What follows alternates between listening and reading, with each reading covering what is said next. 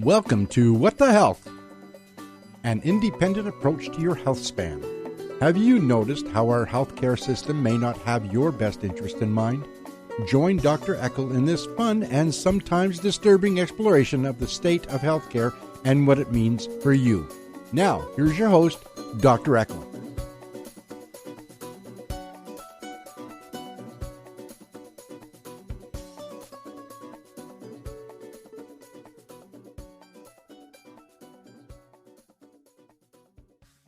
Welcome back, everybody. I am Dr. Greg Eckel, and I've got Dr. Evan Hirsch on the line and show today. He is the world-renowned fatigue expert and founder and CEO of the International Center for Energy and Fatigue, and also of the Virtual MD Initiative. He suffered with fatigue for 5 years before he achieved resolution using the Fix Your Fatigue program that he pioneered in his medical practice. So through his best-selling book, which he is actually giving to us as a great gift, thank you for that, Dr. Hirsch, his podcast and online programs, he has helped thousands of people around the world optimize their energy naturally. He's on a mission to help 1 million people, and I'm here to help him do that by getting the word out. He also helps licensed functional medicine practitioners and providers transition to successful virtual practices so that they can have more impact, more success, and a greater quality of life. Board certified in family medicine and integrative medicine. And when he's not at the office, you can find him singing musicals. So we'll actually hear what his favorite musical is. Dancing, playing basketball with his family. Welcome aboard, Dr. Hirsch. Hey, Dr. Greg. Great to have me on. Thanks for having me. Indeed. You are welcome. Favorite musical that you're singing? What do you got? Oh, there? Gosh. Right now I'm singing My Petersburg. I'm working on this song, My Petersburg, from Anastasia. But all-time favorite musical it's got to be Les Mis. Okay. Lovely. Just can't compete with Les Mis. Fine pick. I love it. Well, our topic today is fatigue, and this is so ubiquitous. And pretty much that and pain are the two drivers into the doctor's office for majority of people. So fix your fatigue. You actually had fatigue yourself. And it's, kind of a nonchalant question, but how does somebody know if they have fatigue? Yeah, it's a great question, because a lot of people, as humans, we adapt and we push through and we make excuses. Just in the sense of we feel like we're getting older, or we're starting to get more tired, and we're like, oh, it's just because we're getting older. When in reality, it's the body yelling at us to tell us that there is a problem. But fatigue really is tiredness not relieved by rest. So if you're getting 7 to 9 hours of sleep a night, and you do not have the energy that you want during the day, then you have fatigue. Now, sometimes, if you're tying one on the weekend, it may take you a while to recover. Or if you just had a week's worth of finals, we would come home and sleep for weeks, right? But a month after, or 2 weeks after we've slept for 2 weeks, we're back to baseline, right? And so if you're not back to baseline after you've tied one on or you've gone through that sort of thing, then you know that you've got fatigue and you need to look at it. And I'm assuming you're going to shed some light onto the different qualities of this fatigue, right? So you've got, you kind of rank it in level 1 categories to 3. There's 3 levels of fatigue. So there's some nuances here, like being tired just isn't tired. Like when I will ask somebody, what is your energy on a scale of 0 to 10? 10 being most joyful and 0 is basically can't get out of bed. You have a specific program that you're ranking their fatigue. So what is a level 1 problem? Yeah, and so I would say that, so a little bit different. So I use the same scale that you do. I mean, I don't know if it's exactly the same, but like a 0 from their energy from like 1 to 10 or 0 to 10, 10 being optimal energy. But the level 1, level 2, and level 3 problems have to do with how you fix it. So if somebody can fix it, and we're going to kind of go more into this when we start talking about the causes of fatigue, but if they can fix their fatigue by changing their lifestyle, so getting more sleep, drinking more water, eating better food, getting more movement, then that's a level 1 problem, right? Got it. If they still have fatigue, then you start replacing deficiencies that they have, whether it's deficiencies in hormones, nutrients, mitochondria, whatever it is. But if their fatigue resolves after that, that's considered a level 2 problem. Now, the level 3 problem people are those that are hardest to treat, and those are most of the ones that I see. Those are the people who have toxicities. So these are things like heavy metals, chemicals, molds, infections, allergies, negative emotional patterns, electromagnetic field toxicity. And those people have a level 3 problem that when you remove those things out of the body, then they get better. Got it. Got it. I was called, it's actually what led me into naturopathic medicine. I was a junk food vegetarian in my 20s and I had fatigue, and I guess it would be a level 1 category. They fixed my diet and I felt tremendously better. And it's what kind of led me into medicine and into naturopathic medicine in particular. Was I was a junk food vegetarian. Not uncommon, unfortunately. Yeah, I know. So, is there one major cause of fatigue, or are there many different causes? Yeah, so what I've found is that there are 10 categories of causes, and that everybody who has fatigue has 8 to 10 of those categories. And so those categories can actually be broken out into 33 different causes. Wow. Now, everybody who has fatigue has different causes. So somebody might have causes, 1, 3, 5, 7, 9, and another person has causes 2, 4, 6, 8, and 10. Consequently, their treatments are going to be different.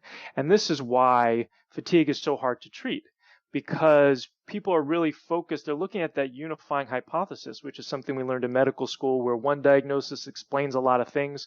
But in reality, when we're looking at some of these more complex things, there's so many different causes that have to be looked at and have to be evaluated. Because let's say we've evaluated 3 of the 10 causes that you have. Guess what? You might feel a little bit better, but you're not going to get complete resolution. So that's always my mission, is to make sure people get as close to complete resolution as possible. Sure. So that's a lot of different causes there. And so you're, helping folks understand how you categorize, you went for the first, second, third layer.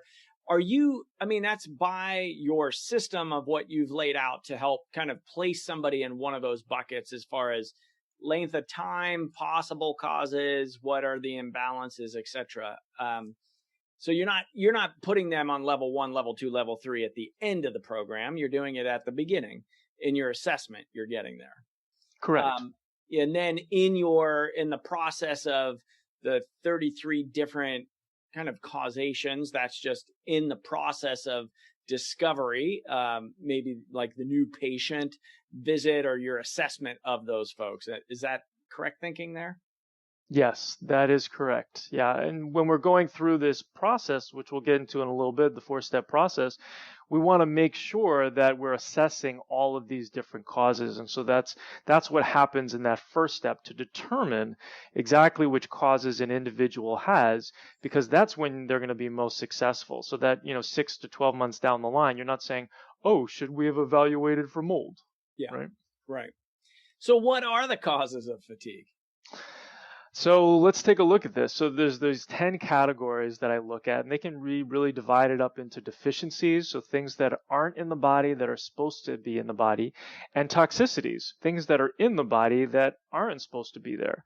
So when we're looking at the deficiencies, we're looking at deficiencies in hormones, like adrenals and thyroid and sex hormones, deficiencies in nutrients, vitamins and minerals, deficiencies in mitochondria. Mitochondria make 70 to 80% of our energy and are found in every single cell in the body except for red blood cells. And they can get dysfunctional and deficient. And then lifestyle habits, like we talked about, not enough food, or not enough good food rather, not enough water, not enough movement, not enough sleep, and neurotransmitter deficiencies. So those are the deficiencies. And then the toxicities are what I call the usual suspects.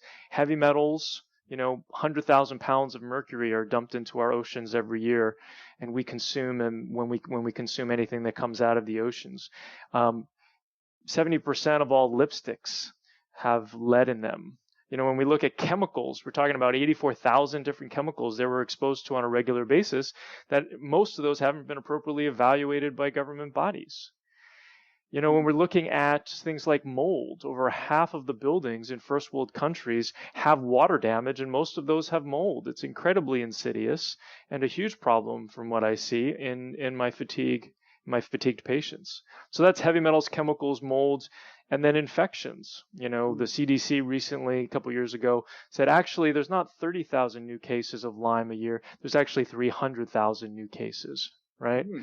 So, and we're seeing lots of different co-infections, and we're seeing a lot of opportunistic infections that we didn't see before. And so those are kind of the big, what I call the usual suspects: heavy metals, chemicals, molds, infections. But then you also have negative emotional patterns. There are things called ACEs, or adverse childhood events, that end up happening throughout your life. And they don't have to necessarily be severe trauma. They can be rejection by a peer group. They're essentially anything less than nurturing that happened to you in your life that changed the way you looked at the world, changed the way you related to other people, put chronic stress on your human frame, and that ends up causing a problem later on. We know that for people, the more ACEs that they have, the more likely they are to have a chronic illness. And then things like allergies, and then electromagnetic fields, 4G, 5G, wireless, whatever it is that ends up damaging the DNA, causing stress on the body, and consequently contributing to fatigue. But once again, it's a combination of all these. I had just about all of them. You don't have to have all of them, but when you do, a lot of times the time that it takes for you to get better really is dependent on the number of causes that you have and the severity. But once you know what causes you have, you're going to be successful, because then it's just a matter of time, and you're not fishing for answers. Jeez. Yeah. So it's a miracle we're alive when you just went through all of those buckets. It is, we're really resilient beings. And then there's a tipping point. You went through the usual suspects, and so many people, we're never really educated about this growing up, that, wow, all of these influences on my health. I mean, you went through the stat on mold in buildings in first world countries. What was the percentage of? It's 50%. 50%. And this one, conventional land does not look at that at all in wiring into immune system and the effects, long-term effects of immunity and how all that plays out with our energy. So, with really, kind of with you going through it and kind of paving the way for folks, you figured it out and have put together your program protocol and the proper way of assessment. I'm wondering, so with your practice, are you doing that pre-work? You're sending out some testing to people, or how are you assessing folks? So what I found is that 75% of those causes can be determined by symptoms alone. Mm-hmm. So when we have people join our program, they immediately get access to the course and workbook while they're waiting for their one-on-ones to be scheduled. And they're able to go through, and by their symptoms alone, they can figure out in an hour or two, they can figure out most of the causes that they have. And then they can determine where they should be budgeting their money to spend on laboratory tests. Got it.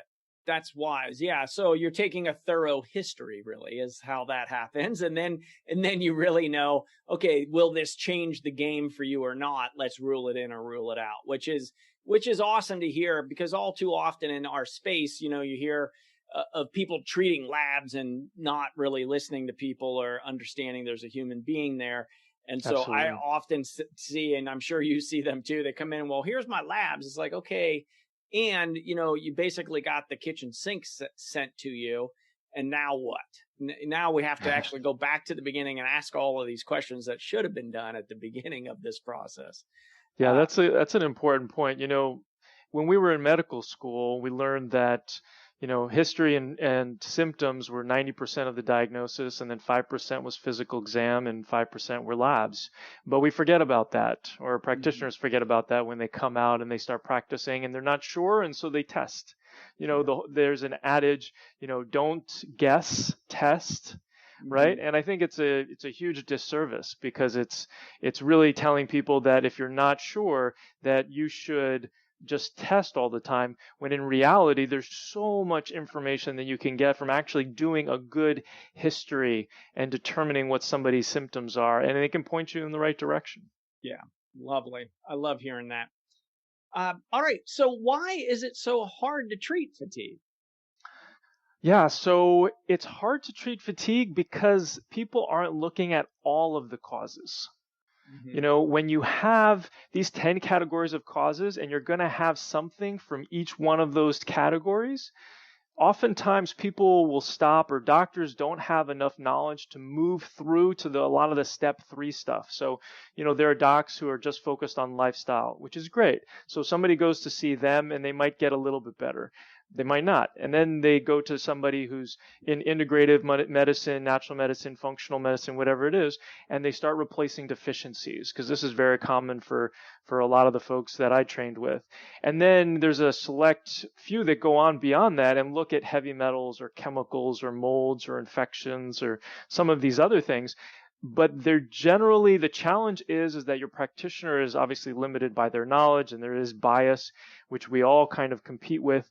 But it's making sure that you're addressing each one of these, because oftentimes people have a favorite, like heavy metals or chemicals for different individuals, or molds or infections. And I mean, I won't lie, I'll tell you that infections are kind of, because I've seen how much they shift things, I'm always going to be looking for infections, but I have to catch myself and make sure that I'm also looking at everything else too.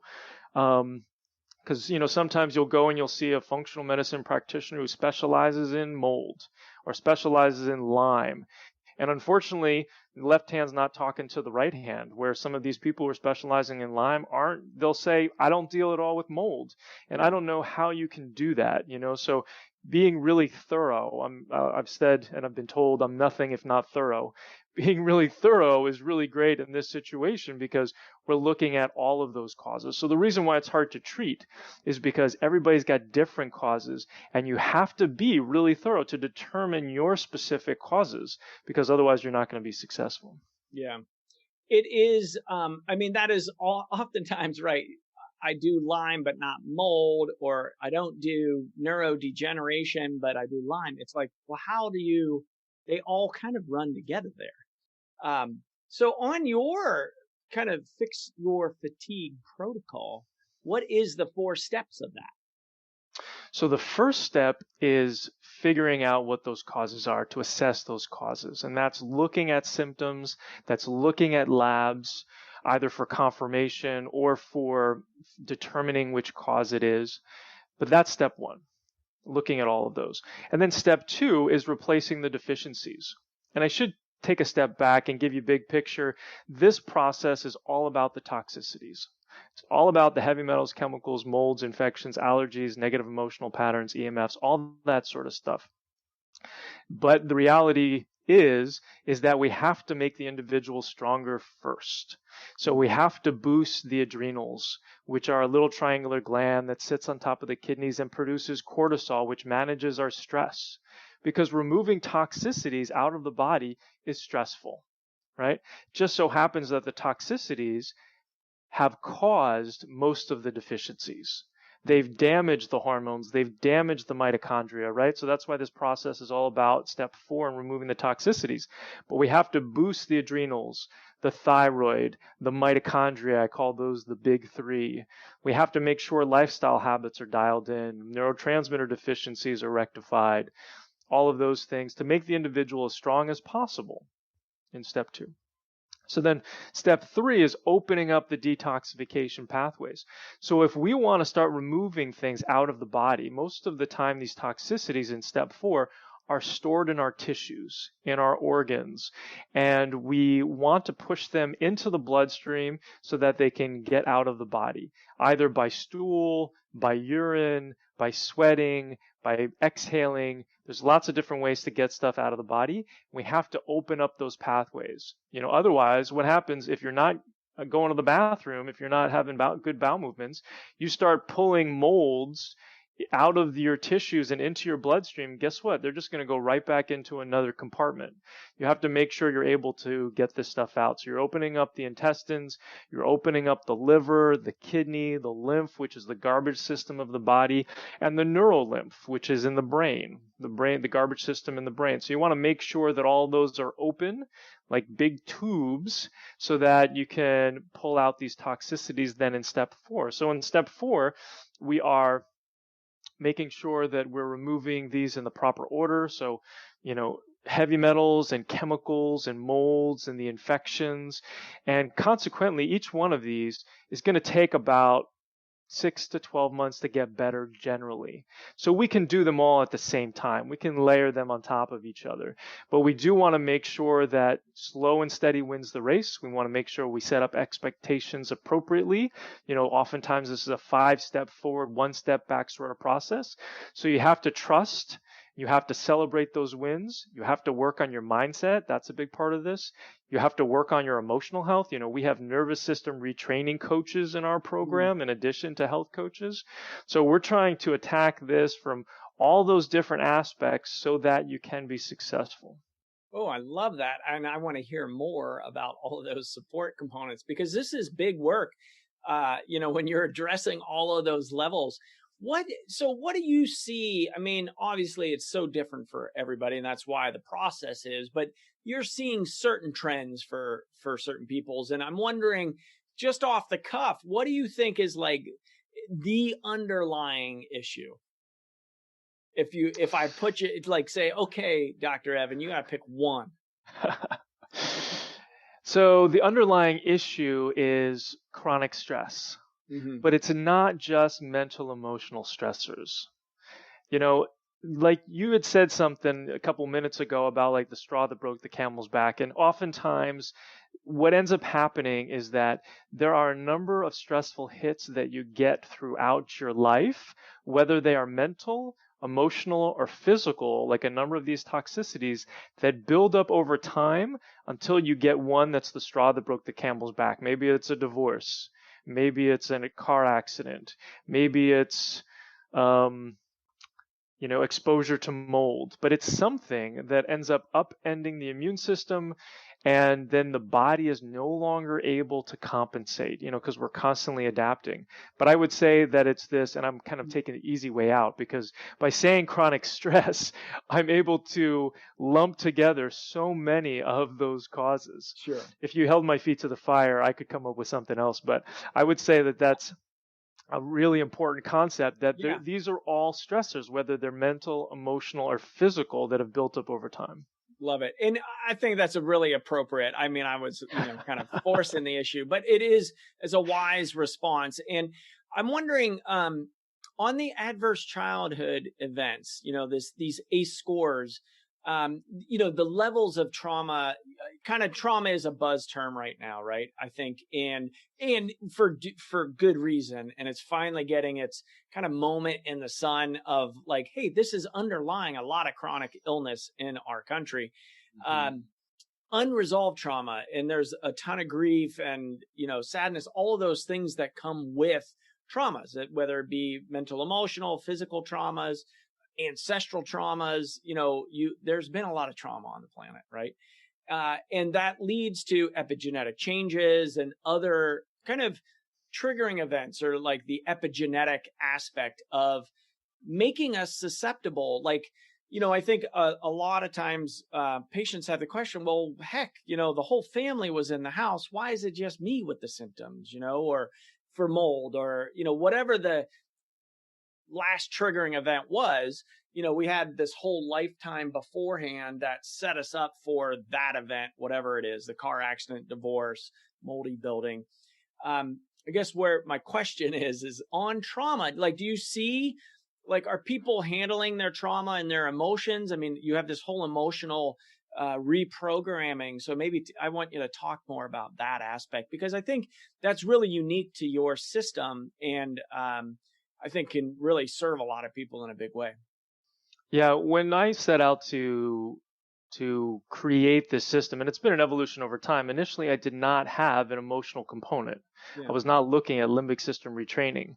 But my goal is to always use things that work. Mm-hmm. And so I heard about it. I learned about it. I saw people who were doing nervous system retraining, limbic system retraining. And I thought to myself, if I want to be thorough and I want to make sure that nobody's left behind, there's no stone unturned, we have to take a look at it. So it's a huge component. Like I said, it's now the new definition is anything less than nurturing. Mm-hmm. So I didn't think that I had trauma. I grew up in a loving environment, no divorce, but at the age of 10, I was rejected by a peer group. Mm-hmm. And when I went back and I started to look at that, it was very challenging for me. And a lot of this is about how you reacted to the trauma that you had. Whether it's, I would consider, what I had mild, but if my reaction was strong because I was not resilient enough, then that is going to upend my ability. It's going to increase stress, chronic stress, and it's going to upend my ability to interact in a healthy way with other individuals as well as with the world at large. So it's a huge part of the program and a huge part of the problem. Yeah. Interesting. So on that retraining, I mean, is that a system that you developed, or is that like DNRS or some amalgamation of a bunch of different techniques that are working? That's a good question. So the strategies that are used are from something called NARM, NARM, which is a neuroaffective relational model for trauma. Wow. It's pioneered by Lawrence Heller. And the way that I learned about it actually was my wife got trained in it. And so she had her own battle with fatigue. And one of the ways that she got over it was working on her emotional health.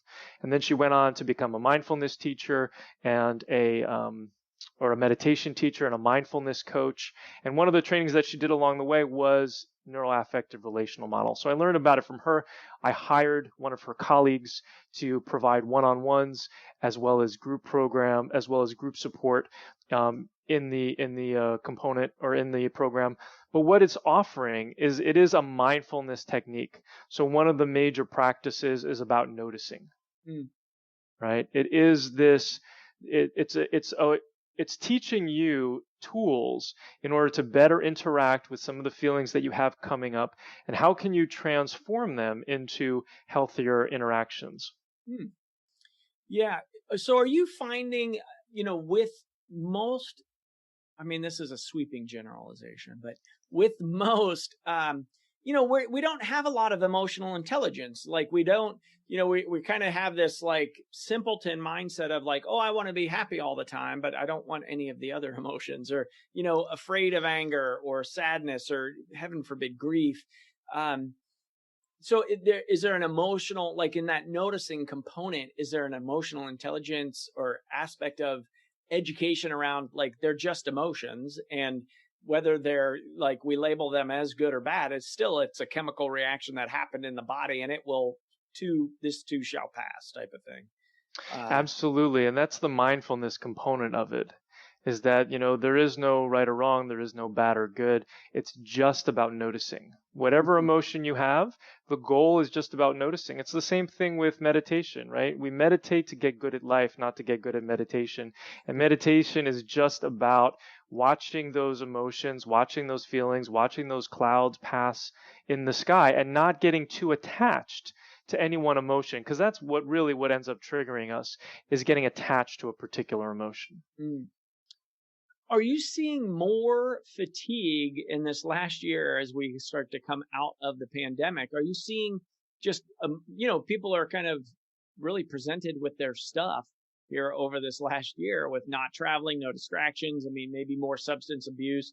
But are you seeing a rise in the fatigue? It's interesting. It's not necessarily in my clients. I think that there's a balance there's certain things that are happening. So the people who are introverts, who like to be at home, or who have been overwhelmed by their lives, love quarantine. Like, yes, there's squabbles and there's relationship issues and whatever if everybody's at home and you don't have enough space. But for a lot of people, it's been a nice respite besides Yeah. the stress of the world, Right. right? Which we Yeah. have to take into account. But if you ignore the news and you're just kind of focused on your life and you don't have to run your kids everywhere, you don't have to commute to work, it can be really nice for folks. Yeah. But then there is that other component of people who don't have good tools and an increase in divorces, an increase in challenges with kids and whatnot, because people are not resilient, because they haven't had to deal with this before. They haven't gone through a mindset training program, that, they didn't receive this sort of information from their parents or school along the way about how to best deal with these things from a mindset perspective, from a mindfulness perspective. And when I'm saying like a mindset perspective, I'm talking about a practice that I teach our folks, which has to do with gratitudes, feeling grateful for things in your life, no matter what's happening, envisioning your ideal life, looking at your limiting beliefs and realizing what empowering beliefs are, and those are the things you should be focusing on.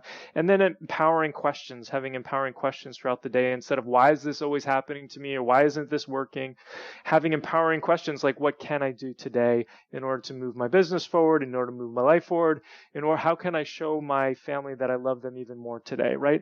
How does asking that question change your life during times of quarantine? Yeah. So to answer your question, I would say that I think that I haven't really noticed it, and I don't know the stats, frankly, about how many more people are fatigued during this time.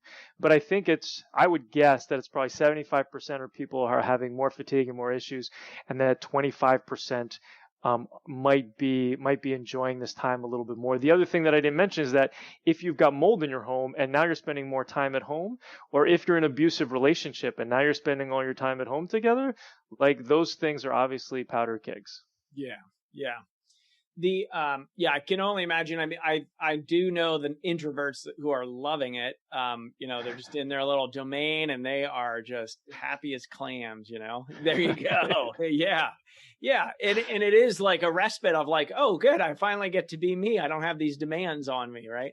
Mm-hmm. Which is awesome. I'm on the other side of that spectrum, extrovert and liking people in close proximity, but we've done, it's got me out into nature quite a bit more and a lot more introspective. I like the mindset component to this whole aspect of that exploration and adventure. And I love that saying. I too am a turtle fan of slow and steady wins the race. And having that mindset in it of, it's kind of the Taoist aspect of like, well, it's your process and we're going to go through it how you do it because that's how you're doing it, right? There's not a right way or a wrong way. But we do want to get you to the finish line in a better body, better physical, better mental, emotional, better spiritual aspects for yourself. You had mentioned a component like your bias a little bit, and thank you for sharing that on like chronic infections and that being a big needle mover for a lot of people in maybe that category 3. What do you see in there?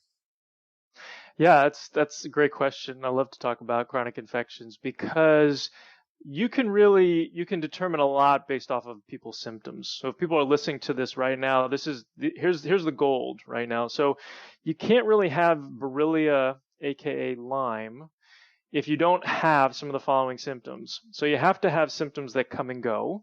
We've got good days and bad days, and you have to have symptoms that move around the body, whether it's joint pain, muscle pain, or nerve pain, where one day you've got pain in the shoulder and then a couple days or a couple weeks or a couple months later you've got pain in the knee, right? Shoulder's fine, but now it's in the knee. So, and that's Borrelia. And then when you're looking at something like Bartonella, which comes from, well, we can acquire in all sorts of different ways, but acutely, if you get a cat scratch, you might get big lymph nodes and a fever, but we're talking about chronic Bartonella, which looks a little bit different. And if you have Bartonella, oftentimes people will report having pain in the bottom of the feet. Sometimes it's burning pain. Sometimes it's misdiagnosis as plantar fasciitis. Sometimes it's a tenderness on the bottom of the feet where you're just like wearing slippers around your house because your feet are more tender. Oftentimes, these people will also have pains in the small joints. So maybe pains in the hand or pains in the feet. They'll have cramps, usually in the calves, usually more at night, but any sort of tightening in the muscles. So oftentimes these people are misdiagnosed with fibromyalgia. And then there's a big component of thyroid in these folks, and so or predisposition for thyroid. And so what's interesting is that serendipitously, the only times that I've ever been able to take people off of their thyroid medications have been when they also have Bartonella, and we treat for Bartonella, and then the thyroid turns back on, and then we have to wean off of the thyroid medication. So that's an interesting tidbit. But oftentimes people will also have neck pain and headaches or migraines. They'll have a hard time sleeping at night, anxiety and depression. And then sometimes they'll have like stretch marks or it looks like what scratches on the body, when in reality, it's actually the Bartonella and what are called Bartonella striae. Now, you don't have to have all of those symptoms, but if you have a couple of them, like hard time sleeping, muscle cramps, pain on the bottom of the feet, like there's a high likelihood that you might have Bartonella. I actually have a Bartonella quiz on my website if people are interested in checking that out. Cool. And then Babesia, which is really a Native American malaria, though they also have that in the UK and beyond, people will have spontaneous sweating, or they'll feel hot all the time. It's like 30 degrees outside, and they're outside in a t-shirt and shorts. They're looking around saying, why is everybody all dressed up? So they're usually the warmest person in the room, and the spontaneous sweating can happen just at night. It can happen, cyclically, like once a week or once a month. It really depends on how severe it is. But oftentimes they'll have really bad sleep. They'll have anxiety to the point of panic attacks. They'll have depression to the point of suicidal thoughts. And they'll have a cough or some sort of shortness of breath. And obviously all that stuff is no fun, but it's really amazing what happens when somebody who has unexplained or not successful panic attacks, or they didn't have successful treatment for their panic attacks, when you start to go after something like Babesia, it can really flip the switch and make such a difference in people's lives. Wow. And I've seen that firsthand. My wife had suffered with those and getting that under control, and she can say now, I know the difference between like Babesia anxiety and Babesia panic and Bartonella anxiety. It's really interesting to see that. Yeah. And then things like anaplasma, which oftentimes can cause body pain. And those are ones that oftentimes will have elevated liver enzymes and low white blood cell count. And then, of course, Epstein-Barr virus, or mono, the virus that causes mono, where people are having malaise or fatigue, and then also having large lymph nodes, a sore throat. And the newcomer is COVID-19. So we're actually going to be incorporating a lot of the stuff on that in our program for long haulers and people who are struggling with that too, because there are remedies and there are things that work. Lovely. Wow. Yeah. So those are the hidden gems there that you just went through the hit list. That was the gold right there, folks. So if you come back on and take those notes, because he just shared some really amazing clinical wisdom with you. So for practitioners and providers watching, those were gems. And for you all listening out there, in general, please share the show with your friends and family, because this is the stuff when you go to your general practitioner, they are not looking at these infections or co-infections. So it's exactly why I put together this What the Health program. So if you all like the show, please share it with your friends and family members, because this is how we get the word out. We are building resiliency from the ground up. So that is What the Health. All right, so we're going to keep going there. That was my shameless plug for the show and sharing, everybody. But share get into action and share the show. That's right. So how do you know if you can help somebody with fatigue? So it really depends on the number of causes that they have already explored. So if they're going through and they're saying, you know what, I've addressed all of these things, either they're missing something somewhere. If they still have fatigue, they're missing something somewhere. Because I've never met anybody who's gone through all of these causes. Because really, in reality, if you look at it in the simplest form, it's finding the problem and fixing it. So you're either not getting one of those things, right? You either have missed a cause somewhere along the line, or multiple causes is more likely the case. And then you haven't used the right fix, right? So that's generally when I can't help people, when they're living in mold and they don't know it, or they know it and they're not able to do anything about it. Yeah. That's really one of those times where it's very hard to help people. If they're not willing to look at their emotional health. Oftentimes, if they are willing to do all this stuff, it just might take a longer period of time. If there are just some, like I said, each one of those toxicities is going to take 6 to 12 months. So it really just depends on the number of causes that they have and the severity of causes, which determines how long it takes somebody. So it's usually not a question of, whether we can help them if they are committed. It's more of a question of how long is it going to take? Are you willing to take the trip? And just setting up those expectations appropriately. Yeah. Wow. I'm guessing you get asked that all the time. How long is this going to take? Right. And it's like, yeah, I understand. I tell people, I know you want to feel better yesterday. Yeah. I always like to say, well, I have a crystal ball. It is really good, but I don't know that answer. I usually say I left my crystal ball at home. Okay. But now I'm in my You're home, at right? home, Yes. right. Okay. It's in the other room. I can't go get it right now. Right. It's preoccupied. So I'm curious, what does the interesting patient look like to Dr. Evan? Like when, because you're seeing a ton of people with fatigue, right? You're the fix your fatigue guy and the fatigue expert. So, I always like to say to people here at Nature Care is like, you don't want to be the interesting patient here, because that means you've been everywhere, you've seen everybody, and nobody knows what's going on. So maybe will you share any stories of just some like, wow, like couldn't believe this came out of left field type of thing? Yeah, I would say that, my favorite people to treat are really those people who have Babesia and Bartonella symptoms, because, I'm using very strong herbs, which work really well. Sometimes we just have to put a drop rubbed into the hands, and it can make huge shifts in people's lives.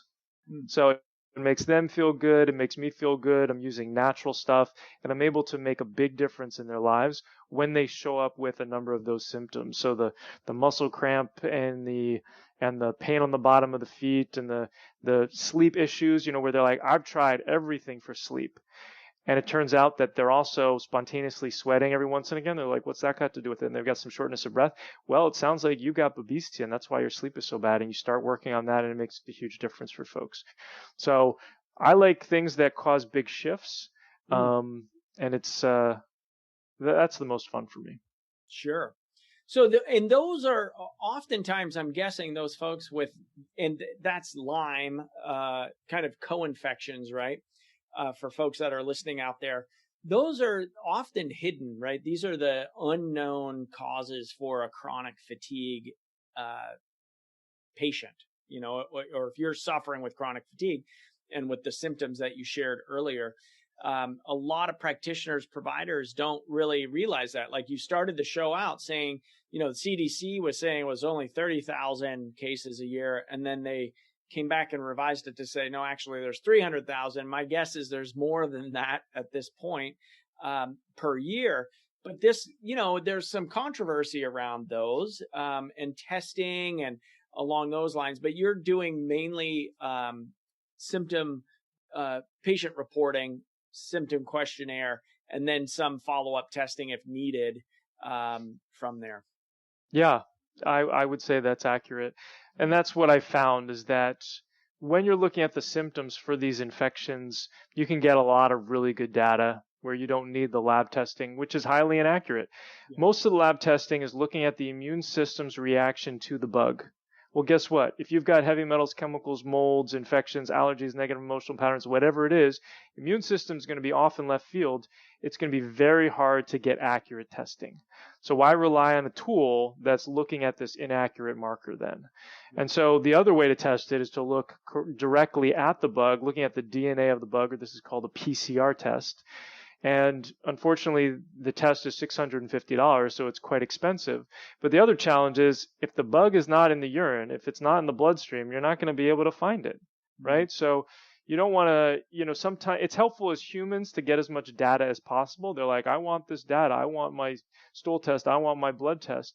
But we have to remember the limitations of this. And yes, I like to test and I like data. I think that it's definitely helpful, but I think we're too reliant on it. And I think there's so much that we can do with symptoms to figure out the causes that we have in order to be more successful at resolving them. Nice.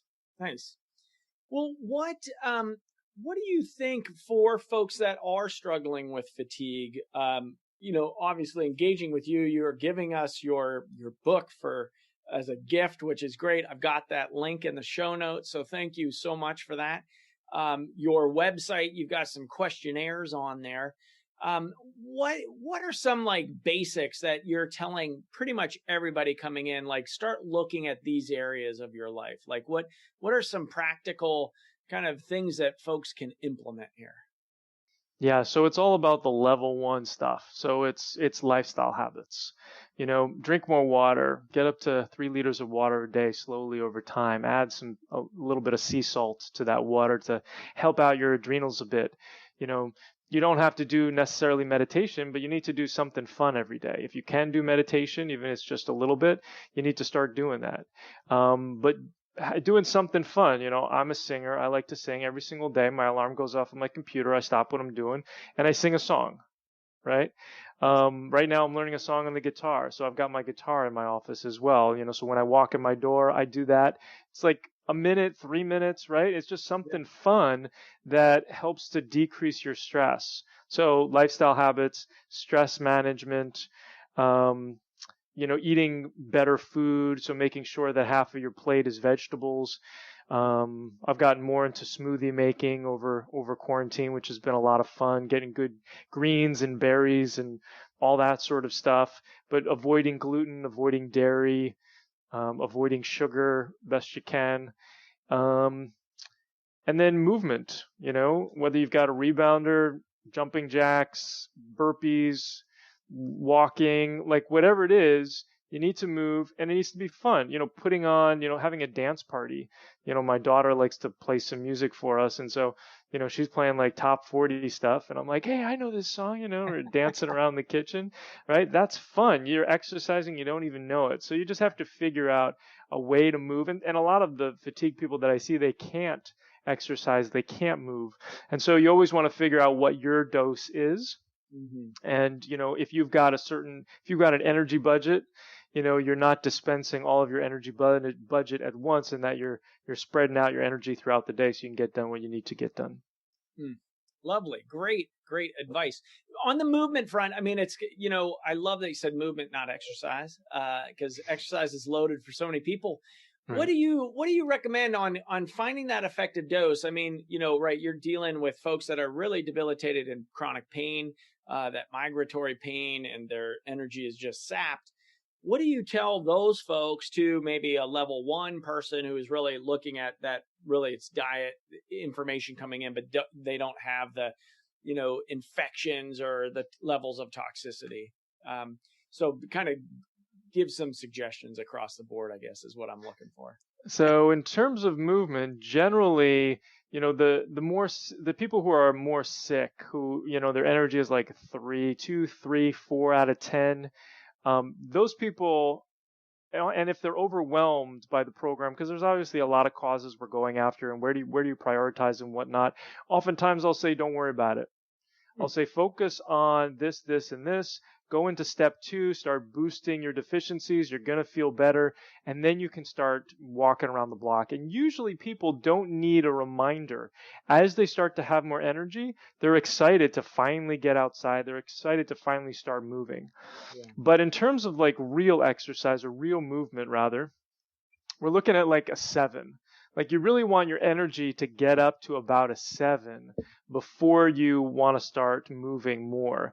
And the reason why is because one of the benefits to exercise is through a process called hormesis, which is this idea that you stress the organism, you stress the body, and that in turn provides a greater healing response. But if you can't deal with the stress, then you shouldn't be doing the deed. So, essentially this means you just have to watch how much movement you're doing. So, it's like anything, on a prescription pad, we could write, 5 minutes a day, every other day, or 1 minute a day, every other day to start. And then every single week you increase by a minute, right? So you kind of see, and if you feel worse afterwards or the next day, you know that it was too much. Got it. So it's just another one of those things that you need to ramp up on and pay attention to. Sure. That's a great way of doing that. Incremental dose and slow and steady wins the race. Again, I'll just keep coming back to the turtle analogy. I love that one. Cool. So what, kind of coming down to the last few minutes of the show, any last inspirational, sage wisdom, advice, anything like that? Well, I think that for a lot of people who are struggling out there, they may feel hopeless. They may not have a lot of hope, and they just need to realize that but oftentimes they're focused on the wrong thing. They're focused on the right treatment. What is the next best, latest, greatest that, my neighbor Joe did that he got over his fatigue or whatever. Because I see a lot of people in these fatigue groups saying, what did you use to get over your fatigue? Instead of, what are my causes of fatigue? So I would just encourage people to focus on the causes of fatigue that you have, determine what those causes are, and to maintain going through and really starting off. If you don't have any money or anything, you start off with your mindset. You start off with being grateful where you are and having hope for where you want to be and having a vision of what you want to achieve. What is your life going to look like next year or 5 years from now or 10 years from now? You're able to have all the energy you want. You're incredibly successful in your business. You're able to travel, all this sort of stuff. And you just keep envisioning that. You don't have to know the how. You just have to do the envisioning. That's what part of the envisioning practice is. There's Harvard studies to show that pianists who, practice the piano just with their mind versus actually sitting down and practicing were just as good, except they didn't have the muscle memory, which makes sense. Yeah. But our brain doesn't know the difference between reality and imagination. And so you need to convince it that your reality is actually what you're seeing in your mind, and you will get there. So there's a lot of tools and tricks that you can do in order to be able to optimize your life and get there. But you have to take steps moving forward, baby steps, slow and steady wins the race. Focus on your mindset, focus on hope, and focus on your causes. Oh, I love that. I love it. Really, Dr. Evan, thank you so much for coming on the show today and sharing this. Fixyourfatigue.com. I've got your contact info on how to get in touch with the ecosphere of Dr. Evan in the show notes, everybody. Again, this is What the Health. And this is a big one. Fatigue is so ubiquitous. We've got it now, for the long haulers through, it's been around for age memorial. So it is, it's one of those chief symptoms that we need to know how to handle. And your approach is so multi-pronged, which is the way that it needs to be, right? Addressing the root cause. I really want to emphasize the other component that you shared was around, not going after the next best thing, but really understanding for you as an individual, what is the underlying imbalance? Like, what is it for you? Because it's different for everybody. As you've seen here, he's got 10 different categories to go after, and it's multi-prong approach because typically we're in all of them or in some combination that's uniquely yours. So that is really, it's a profound way of teaching and educating. I love that you have a community around it as well. And I think that is what we've got for today's show. I've got my producer saying we've got 2 minutes. So I guess I want to ask you, this is what I've been asking folks during quarantine is around, what are you doing for fun? And I think you shared, you're singing, you're playing guitar. What do you people have a hard time answering that question, right? We kind of have forgotten what fun is, right? That's what we're supposed to be doing in life, is having fun. So how do you spark that in folks that engage with you on having them have fun, besides the sign over your right shoulder, which is that's right. Yeah, well, I think a lot of it has to do with having an empowering question. And so you need to be asking yourself, when COVID first hit and the pandemic hit and quarantine hit, a lot of people were asking different questions. And for me, I was asking, how can I emerge from this pandemic better than when I entered? I didn't want to tread water. Yeah. Right? I pivoted in my business. I was like, how can I serve people better? What can I do in my life so that I'm happy from day to day? I mean, that's like the most important thing that we need to be doing that we haven't learned. How do you feel good about your day? Too many people end their days and they're like, what did I do today? Yeah. And oftentimes all they need is a gratitude practice. All they need to do is think about what they accomplished during their day and they're going to feel good about it. Yeah. Right? And Yeah. so that's what I did and thought about what I can do in order to have a better day and emerge from the pandemic in a better place. Love it. I love that. Those empowering questions, thank you for that. And it is the way to go. That conversation that we're having up in our minds is very important, even though it's not coming out, folks. You're having it in there. And so what you're programming matters. And this aspect of the gratitude, it's the science is in on that one. And, being grateful every day for the beauty and the awe of what we get another day on the planet, which is amazing. Thank you so much, Dr. Evan, for coming on the show. Everybody, what the health? I already shamelessly plugged sharing. Now I'm going to ask you for a review. If you like these shows, get out there and give us a 5-star review. And say why. Like give some tidbits, because those reviews, they matter. You read them, and that, our time is very valuable and we want to watch stuff that we like. So get those reviews out there. Share us with your loved ones. This is What the Health on the Contact Talk Radio here Tuesdays, live 2 to 3 Pacific time. I'll see you next week.